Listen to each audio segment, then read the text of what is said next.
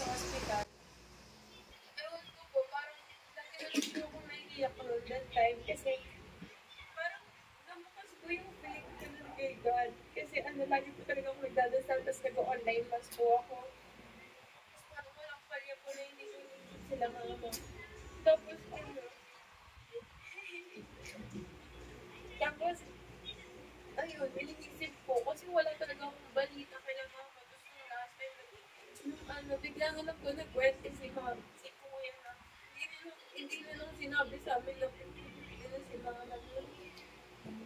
Tapos nakita ko po talaga yung situation ni mama, naiyak po talaga kasi nakikita ko po nahihirapan na po siya huminga.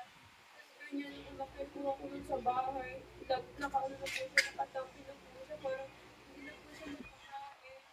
Tapos si Papa naman po, alam ko, mahina rin po kasi si Papa kasi sakit din po yun si Papa. Like, may po siya sa baga, ganyan. Tapos ngayon po, meron po siyang sa, like, ipapakita po siya. Tapos ayun po naman, po na yun, sinabi po talaga ako kay God. Kasi, sa kanya po ako nagpo-burst out. Like, nagtatanong po ako, like, bakit po nangyayari yung ganito, ganyan.